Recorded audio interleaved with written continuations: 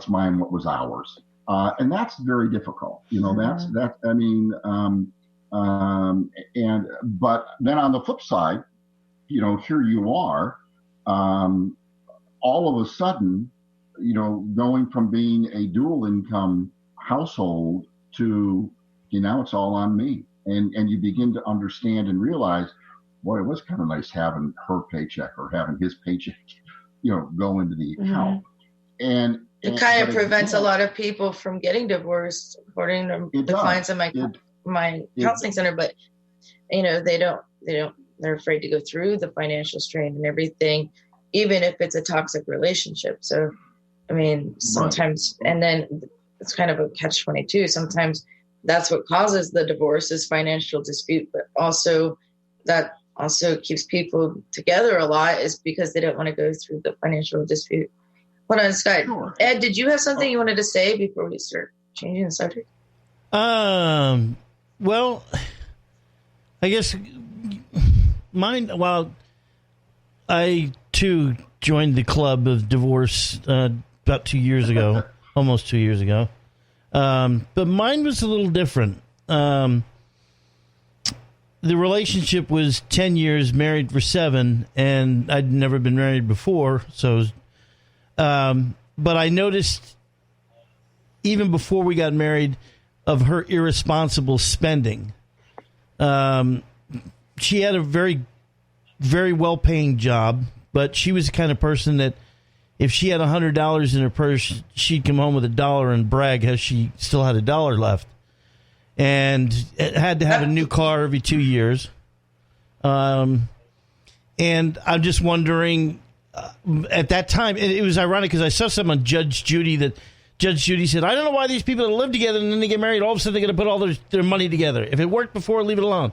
So I kind of used that approach, and it kind of worked for me because we didn't have any kids together. Basically, splitting up the property was easy because I bought that TV, and you can have that one, and you can take the couch and take that. She had her car payment, which was $30,000. I owned my vehicle, and she was $30,000 in credit card debt between all the credit cards she had. And the judge just said, listen, you take your debt, and then all we had was the house that we bought together. Judge tore a piece of paper in half. He says, this is going to be your half of the house. This is going to be your half. Sell it, split it. So mine was kind of, evenly, clear cut, right down the middle. I guess my question is, I was lucky to have that situation. Do you recommend that situation? And the other part is, how do you get them to buy into it? It's almost like saying, how about a prenup? Let's get married, but listen, we're going to keep our finances separate because you suck at spending money. So we'll keep it that way. I don't know how you can talk your way into that. Maybe that's some help you can give us on that. Ed's not kidding. It landed him on the Dr. Phil show trying to talk to his wife about the money she was spending. Wow. 2 episodes. I'm not kidding. And Ed, and Ed, what we're seeing, and you're that's right. A great question, by the way. It really is. And what we're seeing is, old school guys like me, guys from my generation, when you got married, everything you became ours. Mm-hmm. There was everything was a joint account, everything was a joint account, because we were married now, and that's how it was. But what I'm seeing in my practice, in my professional practice, the Gen Xers, the Gen Ysers, the Gen Zers, the millennials, basically anyone under the age of, let me say, about 40 to 45, as they are entering into a marital relationship, they are saying, okay, I'm going to have my account, you have your account, and then we'll have a joint account that we split stuff. So I think just what I'm seeing in terms of, planning with people, younger couples are kind of bringing that mentality into it. So, if the ex-wife or the wife or the husband is a spendthrift and always coming home with no money, the other partner isn't going, but do you see what you're doing to the account here? We can't pay the mortgage, or we can't do this. So in my practice, I'm seeing that younger couples are bringing that very attitude, mentality into the relationship. When we have that planning session, I hear a lot. Okay, now Scott, Ed's bringing this into the relationship. Ed's got his job, and Tiffany's bringing this into the relationship, and she's got her stuff and her job. How do we keep our stuff separate and then do some joint stuff? Back in the old days, it was let's sign a prenup, and you can go that route, but that's generally done when one of the partners is bringing in far greater assets than the other partner. So that's rapidly becoming a piece of my planning with my younger clients that are considering marriage or are married. But again, guys my age, no. Back in my day when you got married, there was no yours, mine, and ours. Everything became ours. And that's why I'm grateful that, and it sounds like it was in your case also, that you were able to somewhat amicably say, okay, that's yours, you keep it, which is exactly what my ex-wife and I did. We sat down, we looked at the marital assets, and we said, well, that's yours, you keep it. And we did the same thing. Do you want the couch and the dining room table, or how do you want to do that? But that is rapidly becoming that mode of thought, yours, mine, and ours, is becoming. I'm seeing it much more often with my younger client base than I do with clients my age. Did that kind of answer the question for you? Yeah, I just noticed, that there's two types. I'm the old school, like you say. If something's broke, I'd rather try to fix it than just go run out and buy a brand new one, right? Where she was the other way around. She got paid every 2 weeks. By the third day or fourth day after she got paid, she was broke. But we had a system. You pay this, you pay this. You were going to pay the mortgage. I'm going to pay the electric, the cable, the phone, all the other stuff, and it balanced out. But then there were times where the irresponsible spending started to go, and I had to come up a little bit and come up and come up and come up, and it just got to be. I mean, that wasn't the whole reason for it to fail, but it was a part of it. And I would not have been opposed to having yours is yours, mine is mine as far as the money goes, but that joint one for specific things. That I would not like for investing or something like that, because that's something you can split. When if something were to come down to it in court where you were going to go separate ways, that's something you could split. I would not have been opposed to something like that.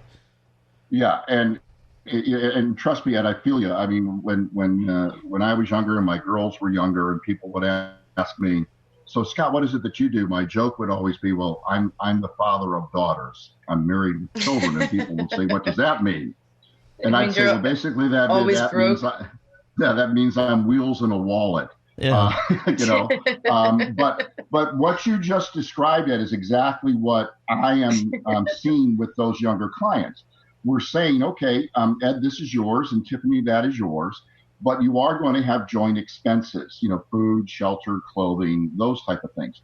So what we have to develop is a plan where you both agree to fund that joint account, as you just very appropriately said, for these specific reasons, the mortgage, this, that. And that's how, and that goes all the way back to where we started, putting those plans in place early on, so we avoid, because I hear you. I felt, several times it's like, didn't I just give you $100? Yeah. Been there. It's like, let's not act womanizing here, because sometimes the female is the breadwinner as well. Yeah, so it doesn't only. Exactly. Without question. We'll just use an example. You know what? That was, I mean, and that was true in my case. Generally, my ex-wife made more income than I did, and I was fine with that. Took a lot of heat for it, but that's okay. But I think, again, to draw it, we while we had, that joint account, kind of by default, we had the yours, mine, and ours. which made our separation very much like yours, and I think a little easier, if I can use that term, or at least a little more amicable. It was pretty easy to say, okay, no, that's your 401k, this is mine, and it came down to, do you want the forks or the knives type thing. Well, mine was really easy because there was no kids involved either. Yep. So. Right.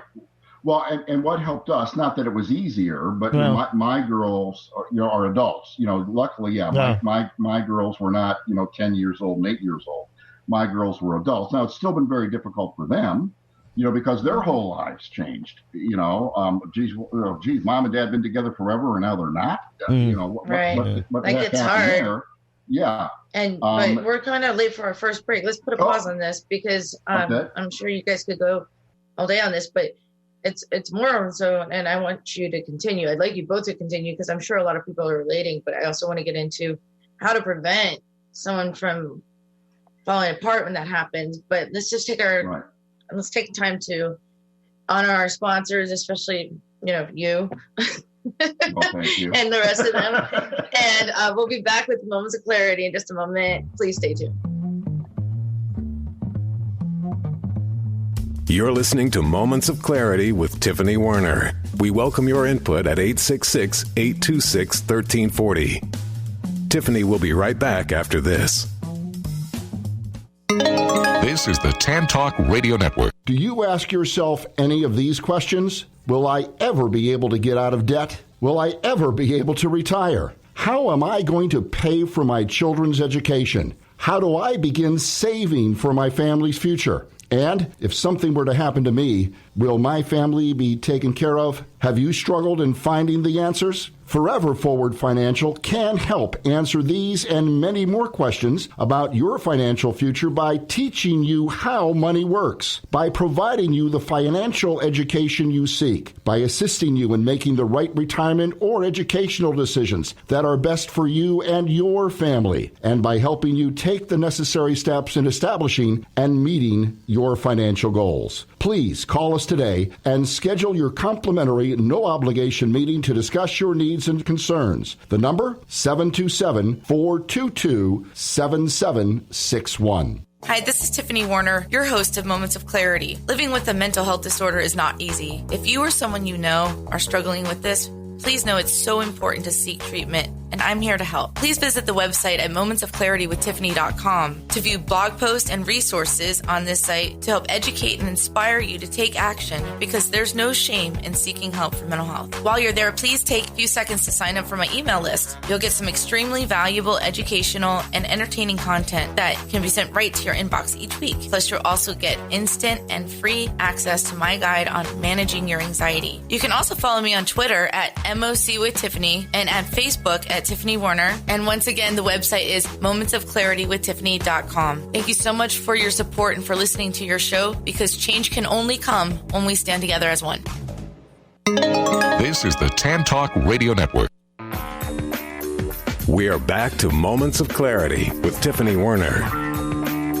To join in the discussion, call 866-826-1340. Now, here's Tiffany Werner. Hi, and thanks for listening. If you're just tuning in, this is Moments of Clarity. My name is Tiffany Werner. I'm a licensed mental health counselor, and I'm your host. And today we're talking about being financially smart and how to really save yourself from something unexpected financially, and not only just the pandemic, but marriage, divorce, kids, all sorts of things that can come unexpected, that can be expensive, and can really be stressful, whether it's positive stress or negative stress. And anyway, I would like to welcome back to Moments of Clarity the founder of Forever Forward Financial, Scott Bigley, and one of the Moments of Clarity sponsors. And before the break, thanks for being here. And before the break, you and Ed were kind of talking about different situations, but how you saved yourselves financially. And I want to welcome callers to call in. Also, we're live on radio, and please call in 866-826-1340, 866-826-1340, and ask questions, share stories. If you have any feedback or advice for us, or whatever, 866